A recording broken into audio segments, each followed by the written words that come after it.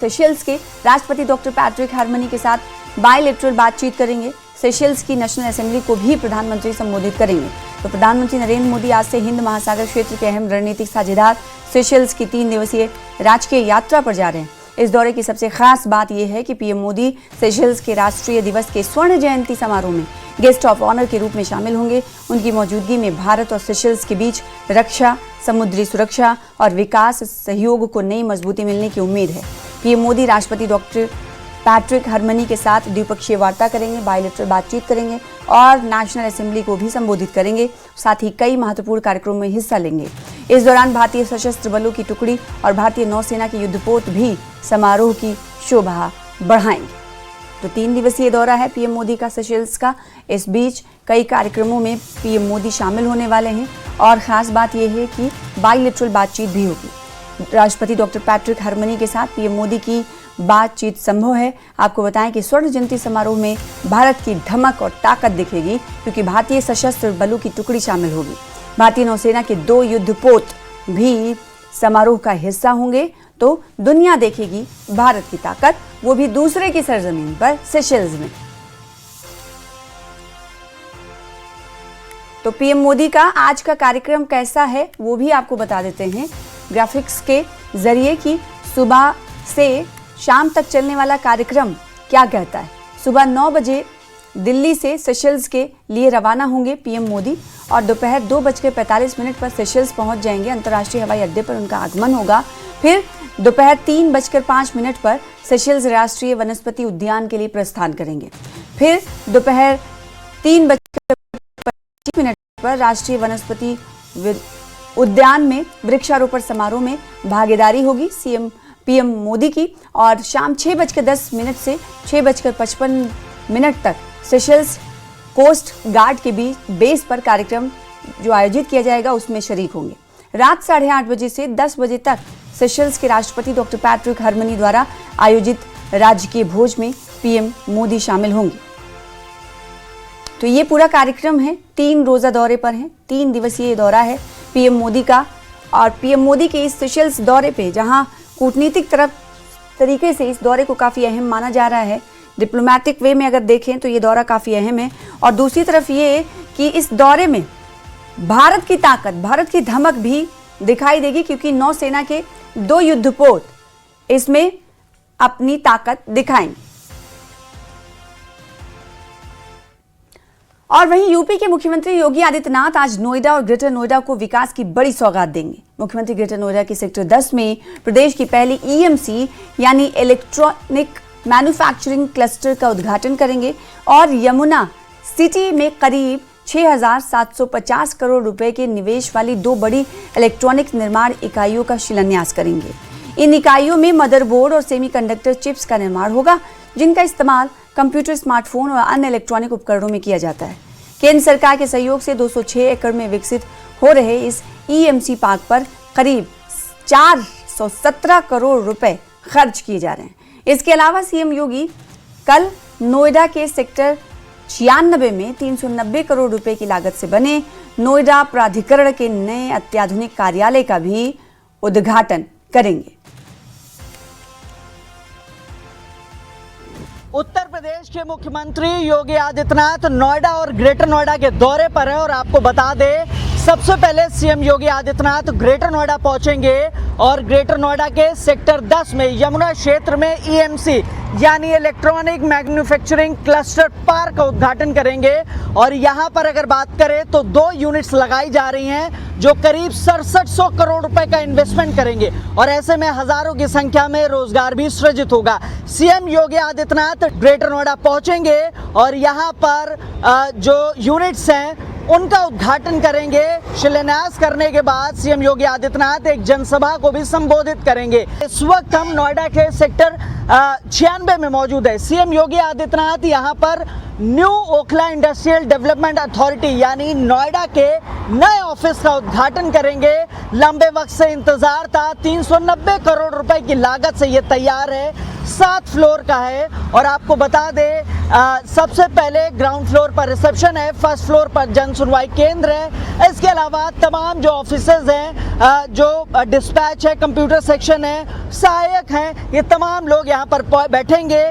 Fifth floor से तमाम GM और डीजीएम्स बैठेंगे। छठे फ्लोर पर नोएडा अथॉरिटी के सीईओ बैठेंगे और एसीओस के ऑफिस है। और सातवां फ्लोर यानी टॉप फ्लोर जो है वो यहाँ पर चेयरमैन के लिए डेडिकेटेड रहेगा। नोएडा अथॉरिटी के चेयरमैन यहाँ पर बैठेंगे। सबसे महत्वपूर्ण यहाँ पर ऑडिटोरियम भी है, हाईटेक सुविधाओं से ये लैस है। आपको बता दें कि यहाँ पर ऑडिटोरियम के साथ साथ यहाँ पर जन सुनवाई केंद्र बनाया गया फर्स्ट फ्लोर पर, जो डेडिकेटेड रूप से किसानों की समस्याओं का समाधान करेगा। साथ ही यहाँ पे आरडब्ल्यूए और अपार्टमेंट ओनर एसोसिएशन की समस्याओं का भी समाधान हो सकेगा। ये 7 फ्लोर का है और यहाँ पर 11 लिफ्ट की सुविधाएं हैं। साथ ही यहाँ पर जो अधिकारी हैं वो यहाँ पर ही अब बैठेंगे, चूँकि पहले तमाम जो विभाग थे उनके जो अधिकारी थे वो अलग अलग जगहों पे बैठते थे, मसलन सेक्टर 19, सेक्टर 20, सेक्टर 6 और सेक्टर 39 में। लेकिन ऐसी सुविधा की गई कि अब इस नए ऑफिस में यहाँ पर सभी लोग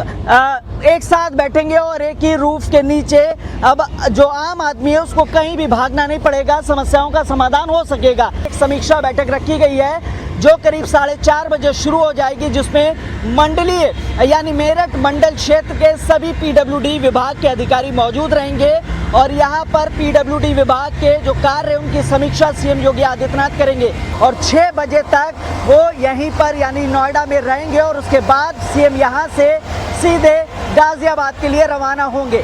कैमरामैन विपिन के साथ हिमांशु शुक्ला, न्यूज़ 18 नोएडा। तो सेक्टर 96 में बना नोएडा प्राधिकरण 390 करोड़ रुपए की लागत से बनाया गया है। 7 मंजिला इमारत में आधुनिक सुविधाओं के साथ अधिकारियों के लिए अलग अलग कार्यालय बनाए गए हैं, जो कि आप रिपोर्ट देख रहे थे। इमारत के 6ठे फ्लोर पर सीईओ और एसीईओ का कार्यालय होगा, जहां कॉन्फ्रेंस रूम भी बनाया गया है।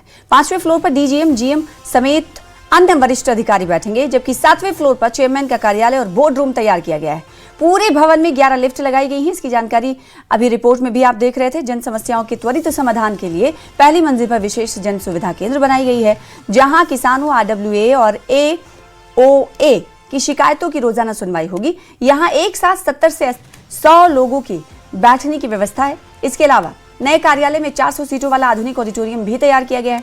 नए भवन से नोएडा प्राधिकरण की कार्यप्रणाली को और अधिक आधुनिक, ट्रांसपेरेंसी और जन केंद्रित बनाने की तैयारी है।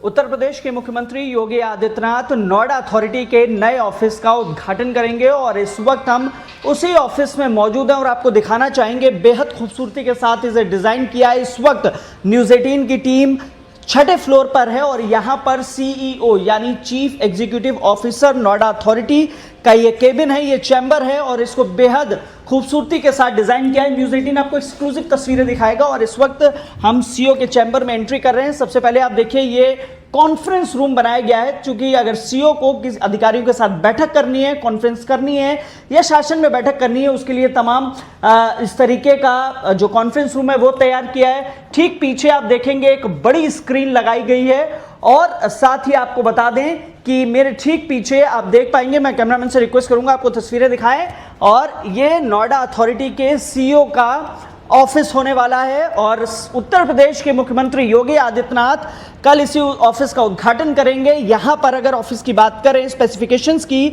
तो यहाँ पर 7 फ्लोर हैं और आपको बता दें 5वें फ्लोर पर सभी जीएम और डीजीएम्स बैठेंगे, 6ठे फ्लोर पर सीईओ और साथ ही एसीओस बैठेंगे और 7वें फ्लोर पर यानी जो टॉप फ्लोर है इस बिल्डिंग का, वहां पे बोर्ड बैठक होगी और साथ ही चेयरमैन यानी जो आईडीसी चेयरमैन है दीपक कुमार इस वक्त वो बैठेंगे। तमाम तैयारियां पूरी कर ली गई। करीब 390 करोड़ रुपए की लागत से इसको तैयार किया गया है और साथ ही आपको बता दें यहां पर कुल लिफ्ट की संख्या 11 रखी गई है।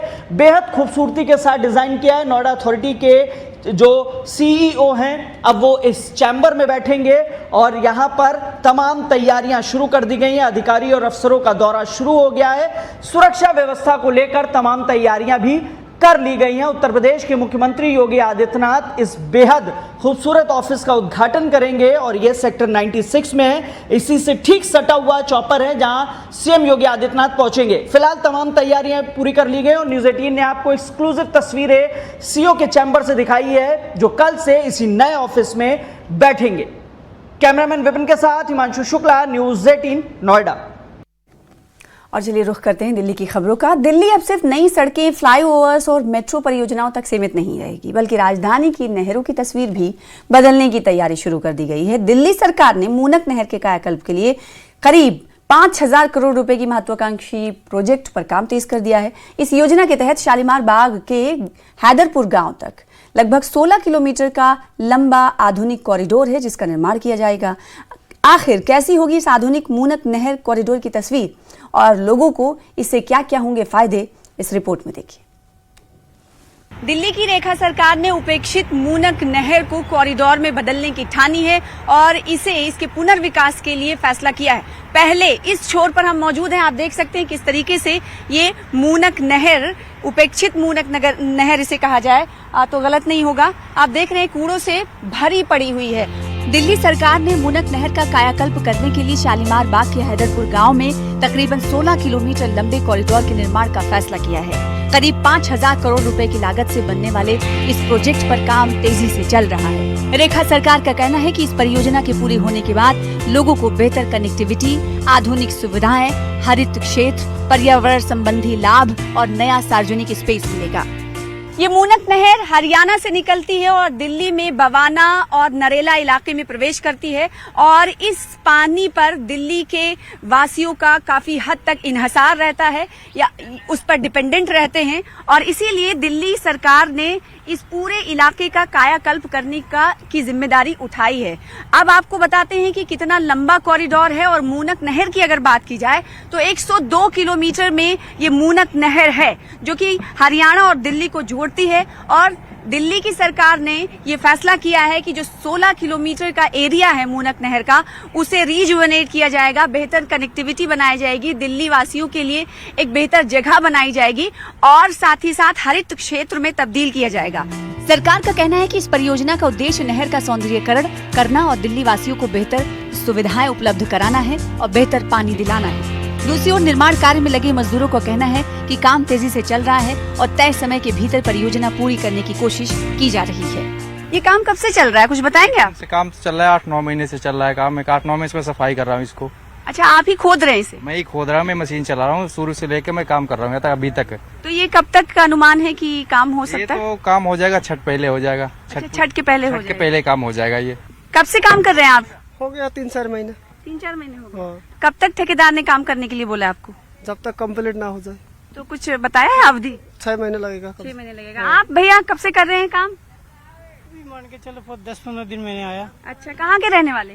पश्चिम बंगाल के। पश्चिम बंगाल के रहने वाले हैं। तो 10-15 दिन से आप काम कर रहे हैं, कब तक ये कंप्लीट होने की बात है? कैसे? 3-4 महीने के अंदर में फाइनल कर देगा। मतलब ये 3-4 महीने में हो जाएगा? हाँ, किससे जोर? अच्छा, 6 महीना बता रहे हैं। ये तस्वीरें सिर्फ बदलाव की कहानी नहीं बता रही, बल्कि सरकार के उस विजन को भी दिखा रही हैं जिसके तहत वर्षों से उपेक्षित इस नहर को नया रूप देने की तैयारी है। सरकार का दावा है कि 16 किलोमीटर लंबे इस कॉरिडोर से शालीमार बाग के हैदरपुर इलाके का विकास होगा।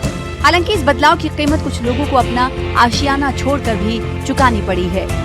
प्रशासन आके बताया नहीं कि हटाएंगे तो आप लोगों को कहीं और बसाएंगे? बताता तो हम नहीं रहते यहाँ, बताता तो हम पहले बाहर कर देते हैं। क्या जरूरी है हमको?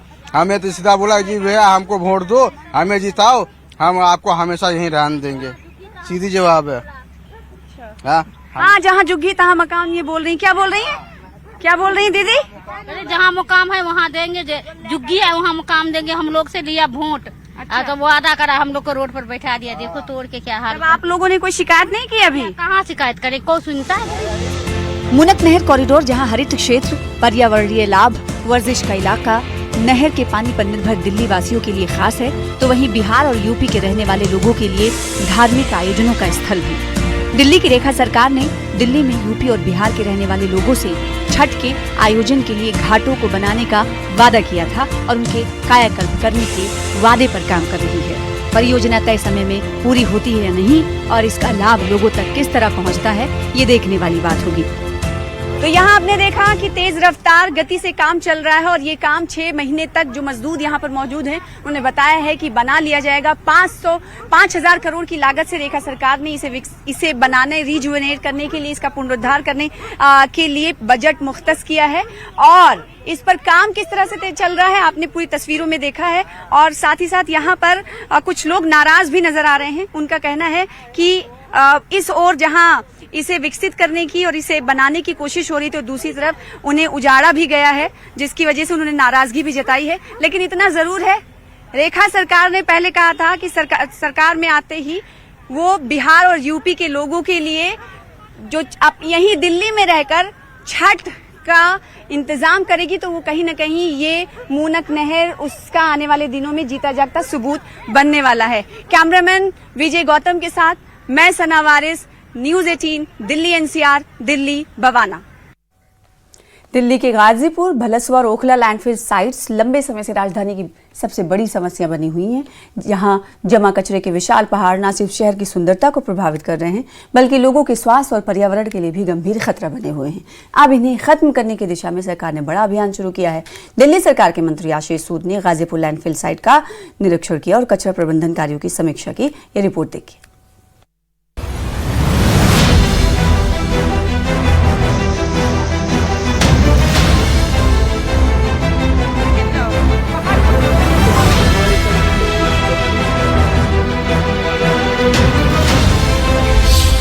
दिल्ली से हटेंगे कूड़े के पहाड़।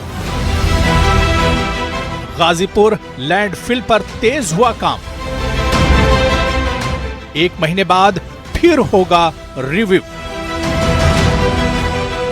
गाजीपुर, भलसवा डेरी, ओखला, कूड़े के ये पहाड़ राजधानी दिल्ली के नाम पर बदनुमा दाग है। सालों से इन कूड़ा पहाड़ की वजह से इन इलाकों के लोग नरकीय जीवन जी रहे हैं, लेकिन अब इन्हें इससे मुक्ति मिलने वाली है, क्योंकि दिल्ली सरकार ने इन्हें पूरी तरह हटाने का फैसला कर लिया है। गाजीपुर में तो बहुत हद तक ये काम हो भी चुका है। इसी कड़ी में दिल्ली सरकार के मंत्री आशीष सूद ने पूर्वी दिल्ली स्थित गाजीपुर लैंडफिल साइट का दौरा कर कचरा प्रबंधन कार्यों की समीक्षा की और अधिकारियों से रिपोर्ट तलब की। दिल्ली सरकार का मिशन, कूड़े के पहाड़ होंगे खत्म। निरीक्षण के दौरान आशीष सूद ने कहा कि गाजीपुर, भलसवा और ओखला तीनों लैंडफिल साइटों को चरणबद्ध तरीके से खत्म करना सरकार की प्राथमिकता है। उन्होंने बताया कि भलसवा और ओखला में काम तेजी से आगे बढ़ रहा है, लेकिन गाजीपुर में जगह की कमी सबसे बड़ी चुनौती बनी हुई है, जिसकी वजह से काम प्रभावित हो रहा है।